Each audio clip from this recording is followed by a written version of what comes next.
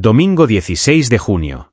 A unos metros del Panteón de Santa Cruz Cuauhtémoc, en el municipio de Sinacantepec, Estado de México, un grupo de vecinos reporta la presencia de una camioneta blanca estacionada desde la madrugada en un camino de terracería. Dentro del vehículo, una Volkswagen Robust con placas de Michoacán. Las autoridades encontrarían algo que sacudiría al sistema judicial mexicano. El juez federal Everardo Maya Arias, adscrito al Juzgado Tercero de Distrito en materia de amparo y juicios federales con sede en Toluca, fue hallado sin vida en el asiento del conductor, con un disparo en la cabeza y un arma de fuego a su lado. La escena fue acordonada de inmediato como área criminal.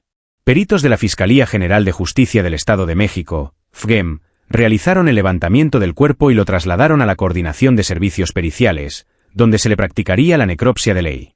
Hasta el momento, no se ha determinado si se trató de un suicidio o un homicidio, por lo que todas las líneas de investigación siguen abiertas. Lo que más llamó la atención no fue solo la violencia del hallazgo, sino el lugar en que ocurrió.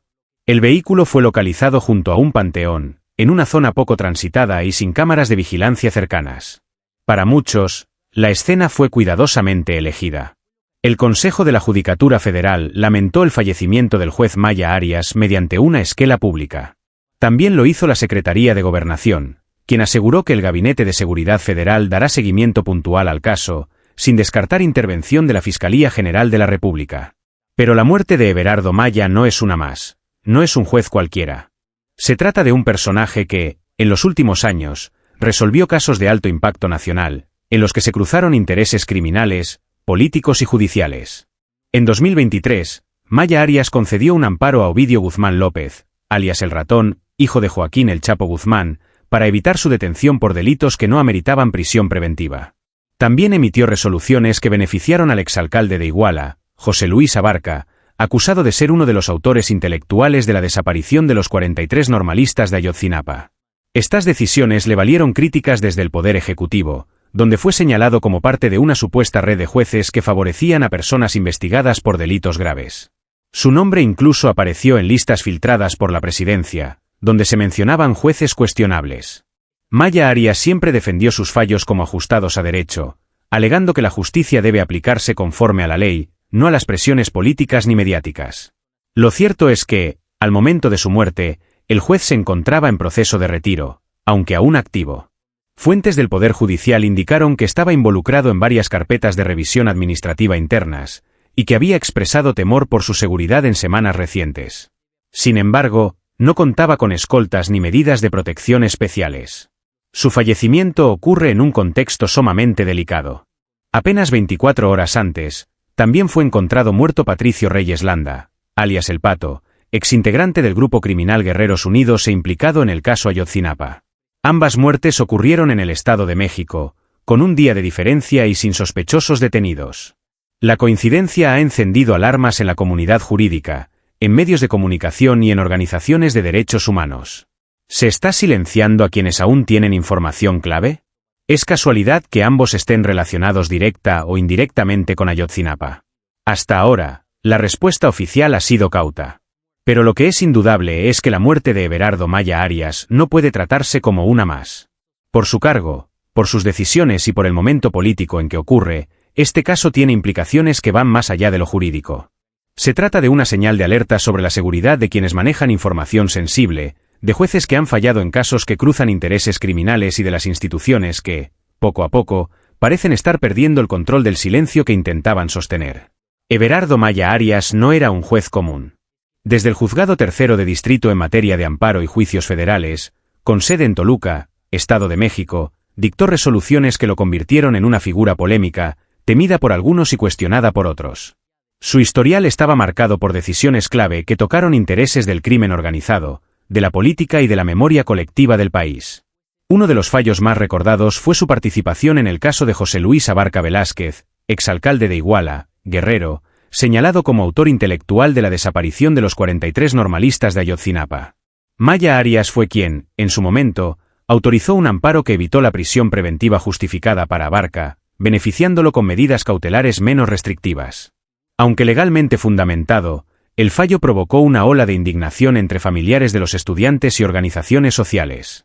Poco después, en enero de 2023, volvió a estar bajo los reflectores cuando concedió una suspensión provisional a favor de Ovidio Guzmán López, alias El Ratón, hijo de Joaquín El Chapo Guzmán. El fallo impidió temporalmente su detención por delitos no considerados de prisión preventiva oficiosa, lo que generó tensiones entre el Poder Judicial y el Ejecutivo Federal. Ambos casos, Abarca y Ovidio, hicieron que su nombre figurara en conferencias matutinas, en comunicados presidenciales y en reportajes especiales sobre el presunto uso del sistema judicial para favorecer intereses criminales. Durante el sexenio anterior, fue incluido en una lista informal de jueces cuestionados, filtrada desde Palacio Nacional. En ella, Maya Arias fue señalado como parte de una red judicial que supuestamente beneficiaba con amparos y resoluciones a personas investigadas por delitos de alto impacto. Ante estas acusaciones, el juez respondió en los medios con firmeza. Defendió sus resoluciones como apegadas a derecho, subrayando que la función de un juez no es perseguir culpables, sino garantizar el respeto al debido proceso y a los derechos humanos. Rechazó cualquier vínculo con organizaciones delictivas y aseguró que nunca dictó una sentencia bajo presión política. Sin embargo, sus decisiones siempre estuvieron bajo escrutinio, y la sospecha, aunque nunca se tradujo en una sanción formal, lo acompañó hasta sus últimos días. En semanas recientes, Maya Arias se encontraba en proceso de retiro, según confirmaron fuentes del Consejo de la Judicatura Federal. Aunque seguía activo, su agenda estaba más reducida y había solicitado su baja para finales de este año. Según colegas cercanos, había mostrado preocupación por su seguridad personal en algunas conversaciones privadas. Su muerte, ocurrida en circunstancias extrañas dentro de su camioneta, con un disparo en la cabeza y un arma al lado, estacionado junto a un panteón, ocurre en el peor momento. Justo cuando el caso Ayotzinapa ha vuelto a escalar políticamente, y cuando otras piezas clave del expediente también están cayendo o siendo silenciadas. Apenas 24 horas antes fue encontrado muerto Patricio Reyes Landa, alias El Pato, exintegrante del Grupo Guerreros Unidos, cuyo testimonio fue usado en la versión oficial de la verdad histórica. Al igual que Maya Arias, también fue hallado en el Estado de México, también sin testigos directos, y también en una situación que sigue sin ser esclarecida. Aunque no existe hasta ahora un vínculo oficial entre ambas muertes, la cercanía temporal y su implicación en el mismo expediente judicial han despertado múltiples teorías. ¿Están siendo silenciados quienes tienen información clave sobre Ayotzinapa? ¿Se está limpiando el expediente antes de que se revelen más nombres? ¿O simplemente es una macabra coincidencia? El sistema judicial, por ahora, ha optado por el silencio institucional. El Consejo de la Judicatura Federal emitió un mensaje breve lamentando la pérdida. La Fiscalía del Estado de México abrió una carpeta de investigación y dice no descartar ninguna línea, pero la opinión pública ya no cree en casualidades. Para muchos, Everardo Maya sabía demasiado, o al menos sabía algo que podría haber reconfigurado el caso Ayotzinapa, o expuesto nuevas redes de protección en el sistema judicial. Lo único cierto es que su muerte no puede entenderse fuera del contexto político y criminal en el que vivió sus últimos años. Porque, en México, cuando se cruzan el poder judicial, el crimen organizado y un caso que lleva una década sin justicia, cualquier muerte deja de ser normal. Y en este caso, lo que se teme es que el silencio no sea una pausa, sino el final de algo que nunca se quiso decir. El juez Everardo Maya Arias fue encontrado sin vida el domingo 16 de junio. Un día antes, el sábado 15, fue hallado muerto Patricio Reyes Landa, alias El Pato, en el mismo estado, el Estado de México. Ambos con pasado vinculado al caso Ayotzinapa, ambos con acceso o conocimiento de información sensible y ambos muertos en circunstancias extrañas, sin detenidos y sin explicación clara hasta ahora. Estas dos muertes, separadas por apenas 24 horas y a menos de 100 kilómetros de distancia, no pasaron desapercibidas. Para muchos analistas, defensores de derechos humanos, periodistas y hasta figuras del ámbito judicial, la coincidencia no puede ser ignorada.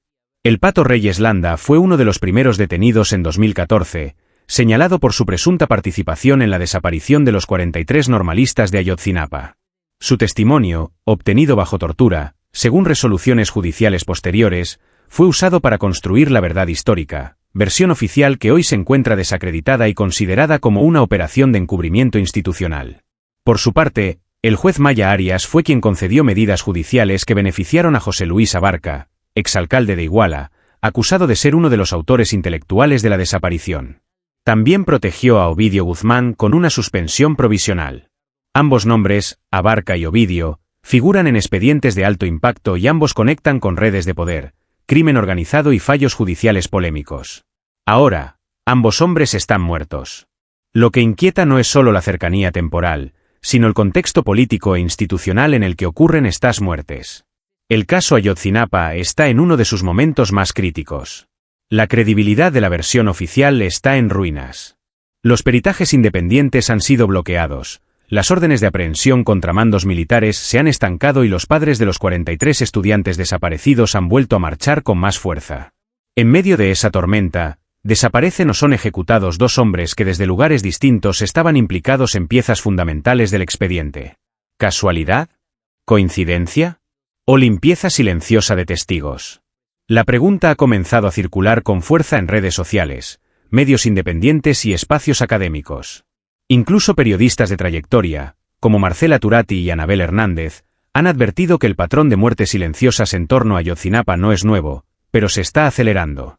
Desde el gobierno federal, la reacción ha sido cuidadosa.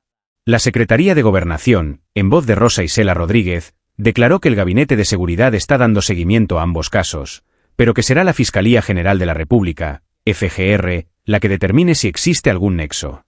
Mientras tanto, en los círculos de inteligencia, no se descarta la posibilidad de que ambos fallecimientos estén relacionados con una estrategia mayor. Eliminar piezas incómodas. Desaparecer posibles informantes.